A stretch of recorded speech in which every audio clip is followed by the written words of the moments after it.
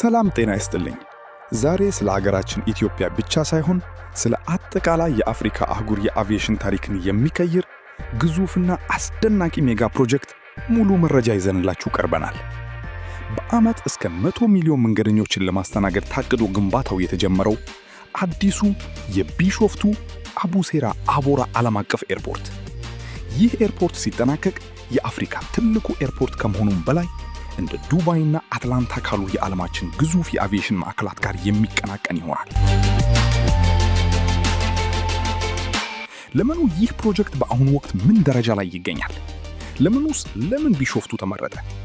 ቦታው ከአቪዬሽን ሳይንስ አንጻር ያለው አስገራሚ ሚስጥር ምንድን ነው?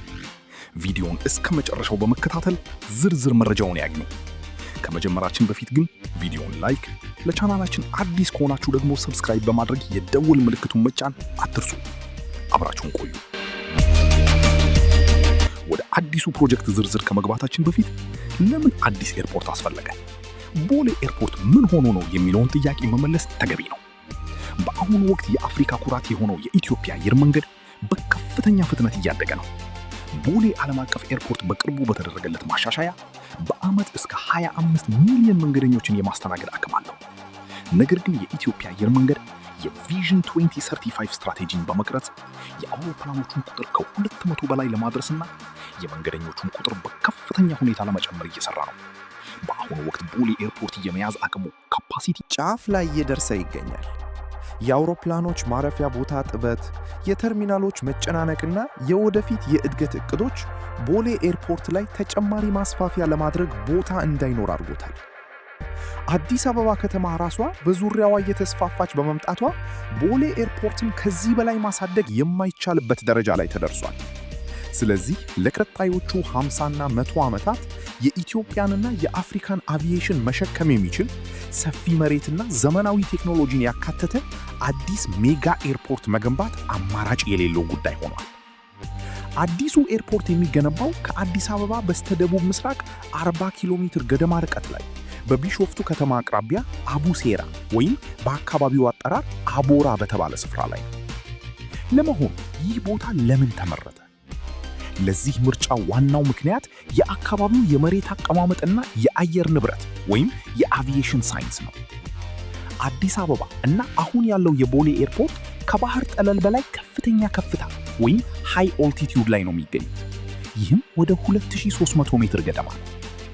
በከፍተኛ ከፍታ የአየር ጥፍግና ወይም ኤር ዴንሲቲ አነስተኛ በመሆኑ አውሮፕላኖች ለመነሳት ወይም ቴክ ኦፍ ከፍተኛ ጉልበትና ረጅም የሩጫ መንገድ ወይም ራንዌይ ያስፈልጋቸዋል። ይህ ደግሞ አውሮፕላኖች ከፍተኛ የነዳጅ ፍጆታ እንዲኖራቸው ያደርጋል። እንዲሁም ሙሉ የመጫን አቅማቸው ወይም ማክሲመም ፔሎድ እንዳይጠቀሙ ይገድባቸዋል። ነገር ግን የቢሾፍቱ አቡሴራ ቦታ ዝቅተኛ ከፍታ ሎወር አልቲቲዩድ ያለው ነው።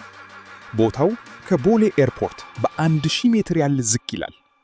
ይህ ዝቅተኛ ከፍታ ለአይሮፕላኖች ትልቅ በረከት ነው።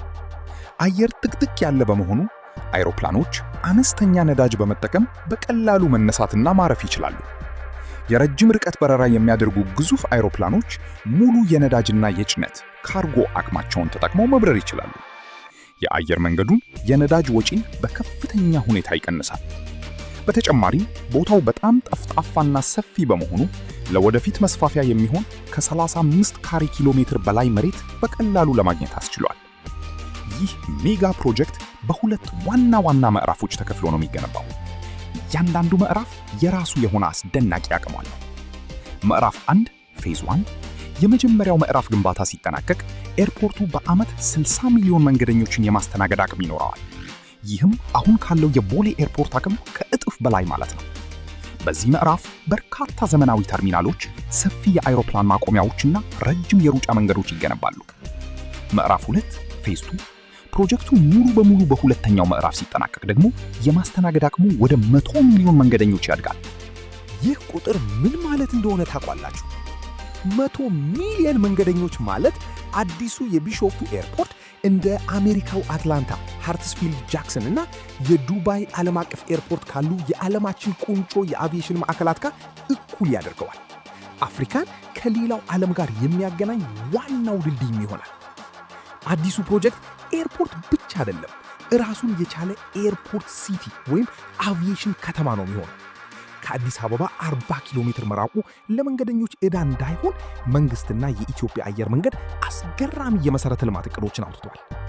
ከአዲስ አበባ መሃል ከተማ ተነስተው አዲሱ ኤርፖርት በደቂቃዎች ውስጥ የሚያደርሱ የኤክስፕሬስ ወይም የፍጥነት ባቡር መስመሮች ኤክስፕሬስ ሬል እና አዳዲስ የፍጥነት መንገዶች ሃይዌይስ ይዘረጋሉ። መንገደኞች ያለ ምንም የትራፊክ መጨናነቅ ጉዟቸውን ያደርጋሉ። በተጨማሪም በኤርፖርቱ ዙሪያ ባለ 5 ኮከብ ሆቴሎች፣ ዓለም አቀፍ የንግድ ማዕከላት ሞልስ፣ የኤግዚቢሽን ማዕከላት፣ ትላልቅ የመዝናኛ ስፍራዎችና ግዙፍ የካርጎ የጭነት ዞን ይገነባሉ። ይህም ለኢትዮጵያ ኢኮኖሚ አዲስ መነቃቃትን ከመፍጠሩም በላይ ለቀጠናው ነዋሪዎችና ለወጣቶች በ10 ሺዎች የሚቆጠር የሥራ ዕድል ይፈጥራል። በአሁኑ ወቅት የዲዛይን ሥራዎች የተጠናቀቁ ሲሆን ከታዋቂ ዓለም አቀፍ ኩባንያዎች ጋር በመተባበር የግንባታ ዝግጅቶችና የቦታ ማጽዳት ሥራዎች ተጀምረዋል። ይህ ፕሮጀክት በታቀደለት ጊዜ ሲጠናቀቅ የኢትዮጵያ አየር መንገድ በዓለም አቀፍ ደረጃ ያለውን ተወዳዳሪነት ወደ ላቀ ደረጃ ያሸጋግረዋል። ኢትዮጵያንም የአፍሪካ ዋና የኢኮኖሚና የቱሪዝም መግቢያ በር ያደርጋታል። እንግዲህ የአፍሪካ ኩራት የሚሆነው የቢሾፍቱ አቡሴራ ኤርፖርት ፕሮጀክት ይህንን ይመስላል። እናንተስ በዚህ ግዙፍ ፕሮጀክት ላይ ምን አስተያየት አላችሁ? ሀገራችንን ምን ያህል ትጠቅማላችሁ ብላችሁ ታስባላችሁ? ሐሳባችሁንና አስተያየታችሁን ኮሜንት ቦክስ ላይ አስፍሩልን። ቪዲዮን ከወደዳችሁት ላይክ ማድረጋችሁን፣ ለወዳጅ ዘመዶ ሼር ማድረጋችሁንና አዳዲስ መረጃዎች እንዲደርሷችሁ ሰብስክራይብ ማድረጋችሁን አትርሱ። በሚቀጥለው ቪዲዮ እስከምንገናኝ ቻናላችንን እየተከታተላችሁ በሰላም ቆዩ። አመሰግናለሁ።